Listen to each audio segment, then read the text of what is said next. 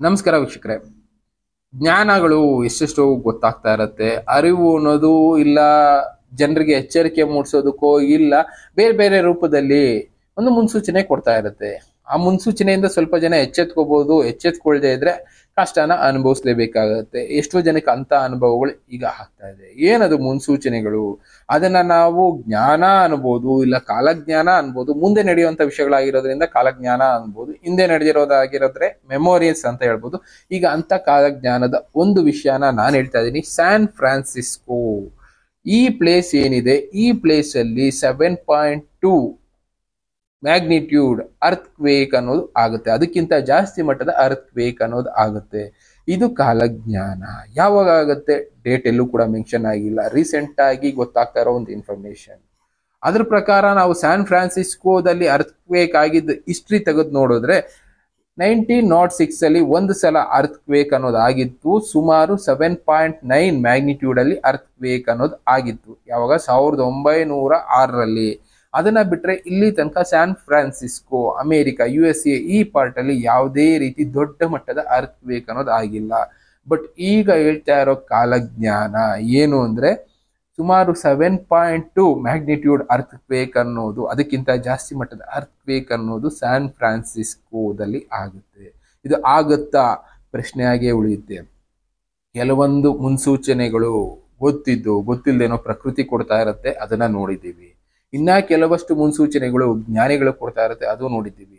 ಇನ್ನ ಎಷ್ಟೋ ಮುನ್ಸೂಚನೆಗಳು ನಾರ್ಮಲ್ ಮನುಷ್ಯಗೂ ಸಿಗ್ತಾ ಇರುತ್ತೆ. ಯಾಕೆ ಅಂದ್ರೆ ಮುಂದೆ ಆಗುವಂಥದನ್ನ ಬದಲಾಯಿಸೋದಿಕ್ಕೆ, ಇಲ್ಲ ಮುಂದೆ ಅಲ್ಲಾಗುವಂತ ಅನಾಹುತದಲ್ಲಿ ಜನರನ್ನ ಕಾಪಾಡೋದಿಕ್ಕೆ. ಈ ಎಲ್ಲಾ ಕಾರಣಗಳಿಂದ ಕೆಲವಷ್ಟು ಮುನ್ಸೂಚನೆಗಳು ಜನಕ್ಕೆ ಯಾವುದೋ ಒಂದು ಮೂಲದಿಂದ ಸಿಗ್ತಾ ಇರುತ್ತೆ. ಇದು ಸ್ಯಾನ್ ಫ್ರಾನ್ಸಿಸ್ಕೋ ಹಿಸ್ಟ್ರಿನಲ್ಲಿ ಪೂರ್ತಿಯಾಗಿ ಇಲ್ಲಿ ತನಕ ತೆಗೆದು ನೋಡೋದಾದ್ರೂ ಅದೇ ನಾನು ಹೇಳಿದ್ದು. 1906 ಅಲ್ಲಿ ಬಿಟ್ರೆ ಇಲ್ಲಿ ತನಕ ಮೇಜರ್ ಭೂಕಂಪ ಯಾವುದೂ ಆಗಿಲ್ಲ. ರೀಸೆಂಟ್ ಆಗಿ 2.2 2.4 ಮ್ಯಾಗ್ನಿಟ್ಯೂಡ್ ಅಲ್ಲಿ ಭೂಕಂಪ ಅನ್ನೋದು ಆಗ್ತಾ ಇದೆ.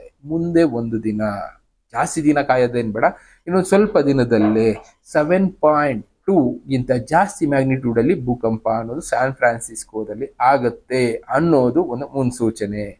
ಯಾವಾಗ ಆಗುತ್ತೆ ಡೇಟ್ ಅಂತೂ ಗೊತ್ತಿಲ್ಲ, ಬಟ್ ಆಗುತ್ತೆ ಅನ್ನೋದೊಂದು ಮುನ್ಸೂಚನೆ ಮಾತ್ರ ನಾವು ಹೇಳಬಹುದು. ನೋಡೋಣ ಇದು ಆಗುತ್ತೋ ಇಲ್ವೋ. ಬಟ್ ಈಗಿರುವಂತ ಸಿಚುಯೇಷನ್ ನೋಡೋದಾದ್ರೆ ಆಗೋ ಚಾನ್ಸಸ್ 99% ಇದೆ. ಇದು ಸ್ಯಾನ್ ಫ್ರಾನ್ಸಿಸ್ಕೋ ಗೂಗಲ್ ಮ್ಯಾಪು. ನಾವು ನೋಡೋದಾದ್ರೆ USA ನಲ್ಲಿ ಈಗ ರೀಸೆಂಟ್ ಆಗಿ ನಾವು ಹೇಳ್ತಾ ಇದ್ವಿ, ಒಂದು ಅರ್ತ್ ಕ್ವೇಕ್ಗಳು ರೀಸೆಂಟ್ ಆಗಿ ಆಗ್ತಾ ಇದೆ. ಯಾವ ಕಡೆ? West coast of USA. ಇದು ಕೂಡ ವೆಸ್ಟ್ ಕೋಸ್ಟ್ ಅಲ್ಲೇ ಬರುತ್ತೆ, ಸ್ಯಾನ್ ಫ್ರಾನ್ಸಿಸ್ಕೋ ಆ ಭಾಗದಲ್ಲಿ ಭೂಕಂಪಗಳಾಗ್ತಾ ಇದೆ. ಆದ್ರೆ ಈಗ ಮುಂದೆ ಆಗುವಂತದ್ದು ಸುಮಾರು 7.2 ಮ್ಯಾಗ್ನಿಟ್ಯೂಡ್ಗಿಂತ ಜಾಸ್ತಿ ಮಟ್ಟಕ್ಕೆ ಒಂದು ಭೂಕಂಪ ಅನ್ನೋದಾಗುತ್ತೆ. ಕಾರಣ ಯಾಕೆ ಈ ಜಾಗನೇ ಸ್ಟ್ರೆಸ್ ಮಾಡ್ತಾ ಇದೀವಿ? ಇಲ್ಲಿ ಸುತ್ತಮುತ್ತ ಬದುಕ್ತಾ ಇರುವಂತ ಜನಸಂಖ್ಯೆ ತುಂಬಾ ಜಾಸ್ತಿ ಇದೆ. ಸ್ಯಾನ್ ಫ್ರಾನ್ಸಿಸ್ಕೋ ಆಗ್ಬೋದು, ಕ್ಯಾಲಿಫೋರ್ನಿಯಾ ಈ ಕಡೆ ಎಲ್ಲ ಏನಿಲ್ಲ ಅಂದ್ರೂ ಸುಮಾರು 3-4 ಕೋಟಿ ಜನ ಆಸ್ಪಾಸ್ನಲ್ಲೇ ಬದುಕ್ತಾ ಇದ್ದಾರೆ. ಹೆಚ್ಚು ಕಡಿಮೆ ಆದ್ರೆ ಎಷ್ಟು ಜನ ಹೋಗ್ಬೇಕಾಗತ್ತೆ, ಇಂಪ್ಯಾಕ್ಟ್ ಎಷ್ಟು ಜನಕ್ಕೆ ಆಗತ್ತೆ. ಅದಕ್ಕೋಸ್ಕರ ಈ ಜಾಗದ ಬಗ್ಗೆ ಇವತ್ತು ನಾವು ಮಾತಾಡ್ತಾ ಇದೀವಿ. ಸ್ಯಾನ್ ಫ್ರಾನ್ಸಿಸ್ಕೋ ಮುಂದೆ ಒಂದು ದಿನ, ಜಾಸ್ತಿ ದಿನ ಏನ್ ಕಾಯ್ಬೇಕಾಗಿಲ್ಲ ಅಂತ ಅದಕ್ಕೆ ಹೇಳಿದ್ದು. ಇನ್ನೇನು ಸ್ವಲ್ಪ ದಿನದಲ್ಲಿ ಒಂದು ಅರ್ತ್ ಕ್ವೇಕ್ ಅನ್ನೋದು ಆಗಬಹುದು.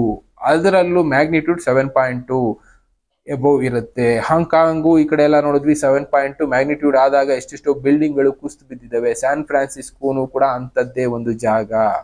ತುಂಬಾ ಬ್ಯೂಟಿಫುಲ್ ಸಿಟಿ. ಅದರಲ್ಲಿ ಎಲ್ಲರಿಗೂ ಗೊತ್ತಿರೋ ಹಾಗೆ ದೊಡ್ಡ ದೊಡ್ಡ ಹ್ಯಾಂಗಿಂಗ್ ಬ್ರಿಡ್ಜಸ್ ಇದೆಲ್ಲ ಇದಾವೆ. ಮೇಜರ್ ಸಿಟಿಗಳಾಗಿರೋದ್ರಿಂದ ಈಗ ಆಲ್ರೆಡಿ ಅದಕ್ಕಿಂತ ಬಿಫೋರ್ ಸ್ಯಾನ್ ಫ್ರಾನ್ಸಿಸ್ಕೋಗಿಂತ ಮೇಲ್ಗಡೆ ಇರುವಂತಹ ಭೂಭಾಗದಲ್ಲಿ ಏನಿದೆ ಈ ಭೂಭಾಗ, ಇಲ್ಲೆಲ್ಲ ಕೂಡ ಸುನಾಮಿ ಬರ್ಬೋದು ಅಂತ ಒಂದು ಎಚ್ಚರಿಕೆಯನ್ನ ಕೊಟ್ಟಿದ್ರು. ಅದು ಬಂದಿಲ್ಲ.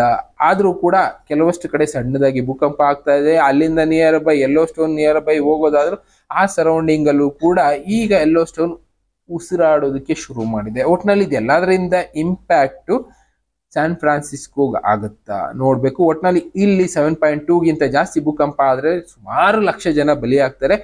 ಬಲಿ ಆಗ್ಬಾರ್ದು ಅಂದ್ರೆ ಸೈಂಟಿಸ್ಟ್ಗಳು ಸ್ಟಡಿ ಮಾಡ್ತಾನೆ ಇರ್ತಾರೆ. ಆದ್ರೂ ನಮ್ಮ ಎಚ್ಚರಿಕೆ ನಾವಿರ್ಬೇಕು. ಆದಷ್ಟು ಆ ಜಾಗದಿಂದ ಸ್ವಲ್ಪ ದೂರ ಹೋಗಿ ಬದುಕುವಂತ ಪ್ರಯತ್ನ ಮಾಡ್ಬೇಕಾಗತ್ತೆ. ಸ್ವಲ್ಪ ದಿನಗಳ ಕಾಲ. ಯಾವಾಗ ಆಗುತ್ತೆ ನಾನು ಅದೇ ಹೇಳಿದೆ, ಕೆಲವೊಂದನ್ನ ಪ್ರಿಡಿಕ್ಟ್ ಮಾಡೋದಕ್ಕಾಗೋದಿಲ್ಲ, ಬಟ್ ಆಗುತ್ತೆ ಅನ್ನೋದಂತೂ ಕಾನ್ಫಿಡೆಂಟ್ ಆಗಿ ಹೇಳ್ಬಹುದು.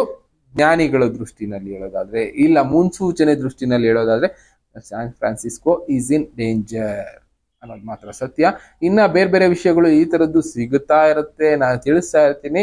ಆಗುತ್ತಾ ಆಗಬಹುದು, ಆಗದೇನು ಇರಬಹುದು. ಅದನ್ನ ಸ್ಟಡಿ ಮಾಡ್ಬೇಕಾಗತ್ತೆ ನಾವು ಪೂರ್ತಿಯಾಗಿ ಕೂತ್ಕೊಂಡು. ಬಟ್ ಮುನ್ಸೂಚನೆ ಸಿಕ್ಕಾಗ ಅದಕ್ಕೆ ಅನುಗುಣವಾಗಿ ಸ್ವಲ್ಪ ಯೋಚನೆ ಮಾಡಲೇಬೇಕಾಗತ್ತೆ, ಪ್ರಿಕಾಷನ್ ತಗೊಳ್ಳೇಬೇಕಾಗತ್ತೆ.